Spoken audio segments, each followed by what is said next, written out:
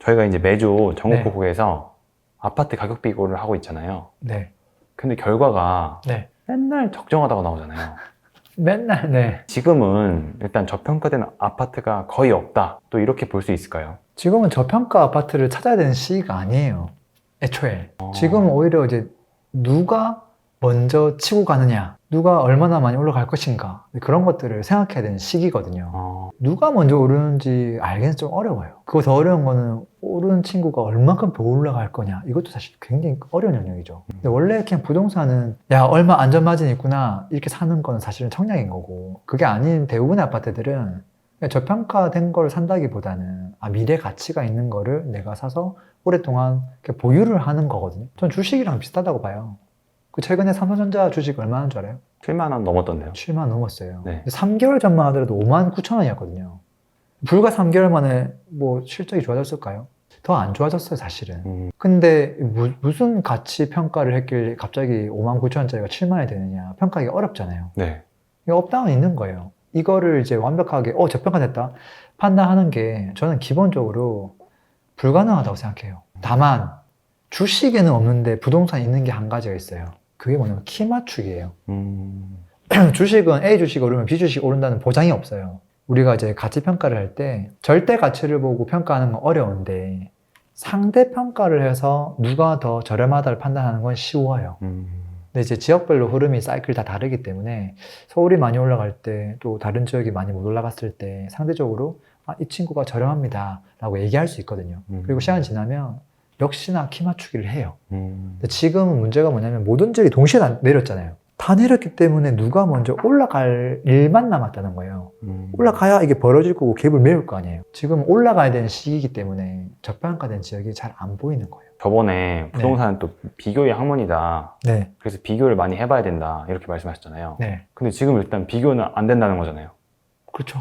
그럼 이 부동산이 비싼지 안 비싼지 네. 어떻게 판단해요? 판단하는 게 어려워요. 그래서 장기적으로 어떤 게 더 수요가 있을 것인가, 미래 가치가 있을 것인가, 그걸 판단해서 그냥 길게 가져가는 거예요.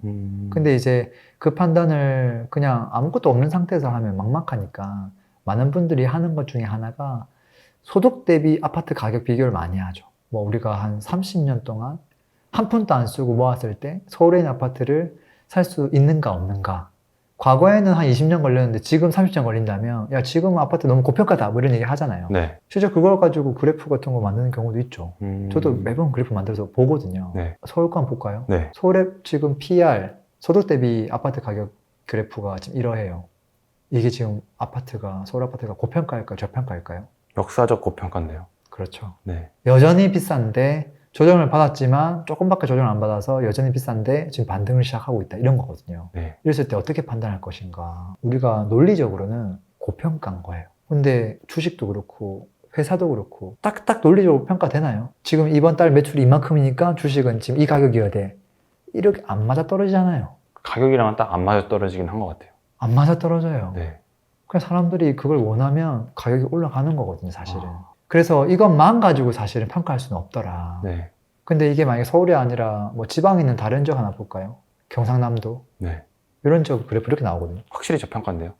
뭐 평균보다 낮으니까. 네. 근데 왜 사람들이 이걸 안 사고 자꾸 서울 걸 살까? 서울 걸 갖고 싶으니까. 또 어느 정도 가격이 좀 조정받았다 생각하니까. 이만큼까지 끝까지 안 와도 이 정도만 조정받아도 그거라도 미리 키핑해 두면 나중에 이제 정상적으로 하면 이게 이만큼 내려갔다가 언젠가는 지금 가격만 올라올 거 아니에요. 그걸 그냥 내가 미리 산다고 생각하는 거예요, 사람들이. 근데 사실 네. 지금 서울 말고 그럼 지방 사야 되는 거 아니에요? 객관적으로 보면 그렇죠. 이론적으로 보면 그렇죠. 배중이랑 반대로 가야 되는 거 아니에요? 이론적으로 보면 그렇죠. 네. 근데 어쨌든 이게 이제 절대적인 가격을 평가하는 게 굉장히 어렵다는 거예요. 수요가 절대적으로 많고 또 이제 미래 가치를 미리 판단하잖아요. 네. 10년, 20년 됐을 때 후에 어떻게 될까? 그걸 미리 선반영해서 사람들이 또 선택하기 때문에 지금 가격만 놓고 판단하기가 또 어려운 거예요. 마치 테슬라가 비싸다 싸다 이렇게랑 똑같은 거죠. 네, 똑같은 거예요. 그래서 어떤 사람은 이렇게 소득 대비 평가하는 사람도 있지만 네. 그냥 차라리 국가별로 가장 비싼 뭐 아파트나 주택을 가지고 네. 비교하는 경우도 있어요. 뭐 지금 우리나라 뭐 반포에 있는 아파트 하나 살 돈으로 뉴욕에 있는 뭐 콘도를 살 수 있냐 없냐, 과거에는 가격 차이가 어떻게 났었느냐, 그렇게 비교하는 사람도 있고요. 뭐 국가별로 쭉 줄 세우는 경우도 있고요. 또 뭐 어떤 분들은 삼성전자 10년 동안의 주식 상승률, 그 다음에 서울 부동산 상승률 비교해서 누가 더 많이 올라갔냐, 누가 더 고평가다 이렇게 하는 사람도 있어요.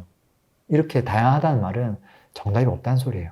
불안하니까 여러 가지를 보는 거죠. 저 사실 정답이 없다고 봐요. 부동산 비교 학문인데 지금은 비교가 불가능하고 네. 그리고 제가 절대 가격 평가하는 법 알려달라고 했는데 그것도 네. 방법이 없다고 하고 그러면은 지금 같은 시기에는 뭐 어떻게 해야 되는 거죠? 지금은 어떻게 보면 누가 더 먼저 상승할지에 대해서 생각을 해야 되는 거예요. 네. 지금 대중은 서울을 선택하고 있는 거거든요.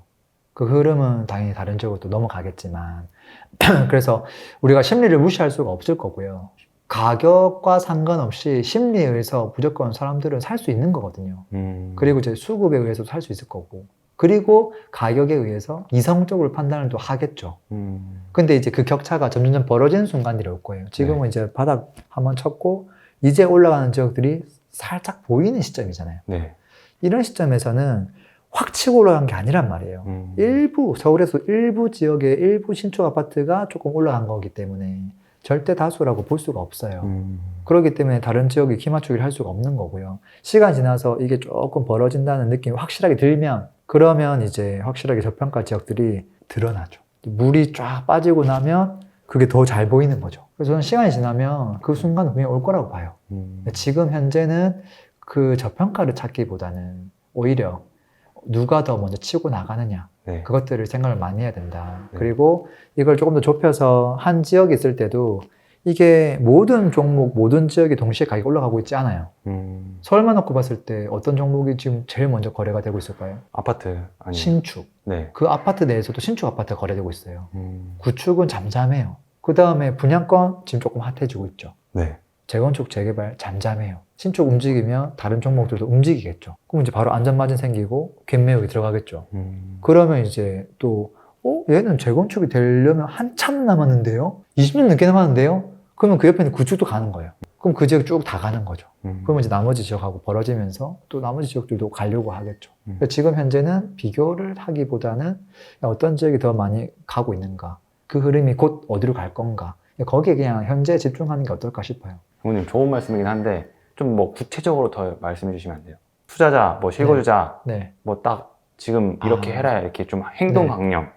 지금은 이제 너무 뭐 다음에 누가 치고 나갈지를 뭐 집중해라 하는데 이거 네. 좀 너무 어려운 것 같아요. 일단은 뭐 실거주자 측면에서는 네. 저평가 아파트를 찾는 거 좀 어렵지 않을까 싶어요. 물론 가격이 무한정 빠지면 좋겠지만 그럴 가능성이 무조건 더 빠진다라고 답할 수가 없잖아요. 어차피 내가 사용할 거라면 내가 살 수 있는 환경이 된다면 뭐 사도 되지 않을까. 결국은 왜 부동산을 사야 됩니까? 라는 거에 대한 답을 먼저 내려야 돼요. 그러니까 지금입니까? 뭐 2년 뒤입니까?가 아니라 왜 우리가 부동산에 관심을 가져야 됩니까? 이 원론적인 질문에 답을 해야 되는데 이 장기적으로 우리가 화폐만 갖고 있었을 때 그게 올라갈 수 있는 가능성과 부동산 인플레이션으로 더 올라갈 수 있는 가능성 그 두 개를 보고 결정하는 거거든요. 마찬가지로 그냥 화폐만 갖고 있는 거랑 삼성전자를 30년 누가 더 2위너가 될까? 사실은 다 삼성전자 2위너 될 거라고 생각하고 주식을 하는 거거든요.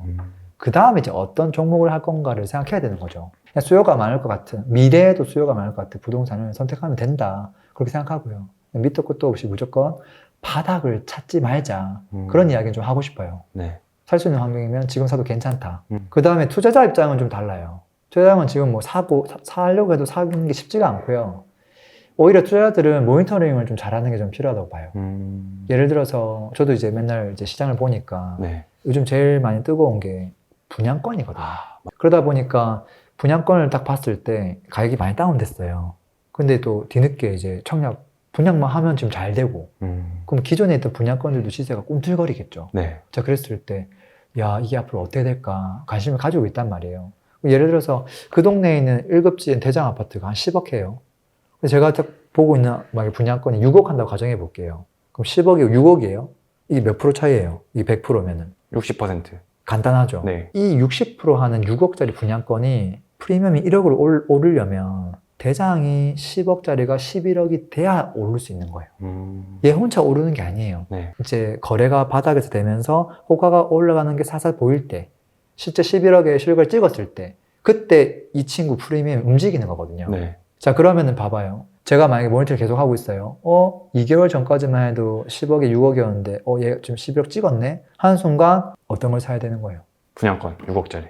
이걸 사면 얼마나 벌까요? 10% 올랐으니까 얘도 10% 오르지 않을까요? 맞아요. 그래서 얘가 10% 올라서 1억이 올랐지만 얘는 10%라서 6천만 원 정도 오를 수 있는 안전마진이 생긴 거예요. 네. 6천만 원인데 이거 살까 말까 고민을 하는 거거든요. 네. 보수적으로 여기가 10%지만 여기 입지가 안 좋으니까 7%만 오를 수도 있지 않을까? 이렇게 또 계산하기도 해요. 보수적으로. 네, 보수적으로. 왜냐면 대장만큼 오른다 보장이 없잖아요. 그렇게 해서 살까 말까 고민하는 거예요. 근데 만약에 이런 것들 모니터를 안 하는 사람 입장에서 어떻게 되냐면 한 2, 3개월 지났잖아요. 11억 찍잖아요. 그러면 딴 일 하다가 이걸 딱 봤을 때 11억이고 이 분양권은 그 시점에 6억 그대로라고 생각해봐요. 오르기 직전이에요. 네. 그럼 어떤 생각할까요? 이 친구의 적정 가격이 60%라고 계산하지 않아요. 왜냐면 벌써 11억 돼 있잖아요. 네. 10억이었던 걸 모르거든요. 네. 그러니까 이게 지금 적정이구나. 아, 둘 중에 어떤 거 사지? 얘는 1억 올랐는데 어떡하지? 얘가 오를 수 있을까? 그럼 얘가 1억 더 올라가야 오를 수 있을까? 이렇게 생각하거든요. 과거의 가격을 보면 네. 다 나와 있으니까 네. 그거 보고 판단하면 되는 거 아닌가요? 근데 그거는 일반 구축끼리는 가능해요. 아. 구축, 신축이랑 분양권 또는 그 반대 불가능해요. 왜? 분양권은 3개월 전에 시세가 얼마였는지 판단이 안 되거든요. 그래서 이제 모니터링이 꼭 필요하다는 거죠. 지금 트렌드가 신축 아파트끼리만 오르고 있으면 사실은 판단하기 쉬워요. 네. 지금은 아까 청약, 분양권 좀 더 나가서 재개발, 재건축 글로 넘어갈 수 있잖아요. 네. 이 친구들은 시세라고 하는 게 점이 딱딱딱 안 찍혀 있단 말이에요. 그러니까 모니터링 한 사람만 알아요. 그래서 어떻게 보면 투자자 입장에서는 제가 봤을 때는 지금은 다른 거 하는 것보다 모니터링 하는 게 너무 중요하다. 그래야만 내가 지금 뭘 사야 되는지 바로 알아요. 그리고 그게 하나만 딱 보이는 게 아니에요. 이거 6천만 올라가겠네? 그러면은 이거 오르면 그 다음 녀석 또 바로 올라가겠네? 그 다음에 이 지역이 아니라 또 다른 지역에 가서 이거랑 비슷했던 2급지가 있을 거 아니에요. 네. 그 친구 시세들이 다 열리는 거예요. 대장은 하나지만 떠밀려서 올라갈 수 있는 애들은 엄청 많거든요. 그럼 투자 포인트가 되게 많이 생기는 거죠. 그걸 보면서 어디가 더 리스크가 없으면서 앞으로 정말로 예상한 대로 올라갈 가능성이 높을까, 그것들을 판단하면서 이제 토너먼트를 해가지고 괜찮은 거를 선택해 나가는 거죠. 근데 이제 실거주자가 이렇게 하면 좋겠죠. 실거주자도. 근데 실거주자가 일을 하면서 바쁜데 매달 모니터링하고 이거 할 수 있을까요? 저는 할 수 없다고 봐요. 그래서 실거주자는 그 바닥을 찾거나 지금 당장 눈에 보이는 안전마진을 막 계산하거나 그렇게 하기보다는 그냥 내가 원하는 거를 저는 사야 된다고 봐요. 이걸 어설프게 내가 눈높이 낮춰가지고 2급지에 있는 거, 2.5급지에 있는 거 사잖아요. 저렴한 맛에. 사면 얘는 안전마진이 있다 하더라도 5천만 원 오르면 거기서 스탑이에요. 그 다음엔 안 올라요. 한동안 쉬어가야 돼요. 좋은 입지가 올라가야 올라가는 거니까. 근데 이제 보통은 보면 여력도 있고 다 선택할 수 있음에도 불구하고 그냥 이게 저렴해 보이고 안전마진이 5천만 원이 더 이걸 안 좋은 걸 선택하는 분들이 꽤 있더라고요. 그럴 필요는 없다. 그래서 장기적으로 수요가 많을 것 같은 아파트, 내가 갖고 싶은 거, 그거를 적정선에서 선택하면 되지 않을까, 그런 생각을 하죠. 랭구님, 그럼 실거주자는 결국에 지금 내가 살고 싶은 아파트, 네. 좋은 거를 사도 되는 네. 시기다. 그렇죠. 그리고 투자자는 네. 눈에 보이지 않는 시세를 네. 계속 트래킹 해야 된다. 네. 왜냐하면 지금 현재 딱히 저평가된 아파트가 별로 없을 뿐더러 좋은 입지에 있는 좋은 아파트부터 치고 올라가고 있기 때문에 실거주자 입장에서는 그냥 아무 생각 없이 걔를 선택하는 게 최선이에요. 게임 끝난 거 이걸로. 게임 끝났고 투자 입장에서는 제일 좋은 건 사면 좋겠지. 네, 그렇지만 투자는 이제 뭐 효율 이런 거 너무 많이 따진단 말이에요. 네. 그렇기 때문에 확실하게 진짜 안전마진이 있느냐 이걸 보고 들어간단 말이에요. 그러려면 이거는 절대적인 모니터링, 조금 지역을 넓혀서 하면 원하는 것들 다 얻을 수 있다, 이렇게 생각을 하죠. 랭구님, 네. 다음 시간에는 네. 그 눈에 보이지 않는 그 시세 네. 어떻게 정리하고 기회를 찾을 수 있을지 그거 한번 찍어보면 좋을 것 같아요. 가능하죠. 오늘도 들어줘서 감사합니다. 행복한 하루 되세요. 패스.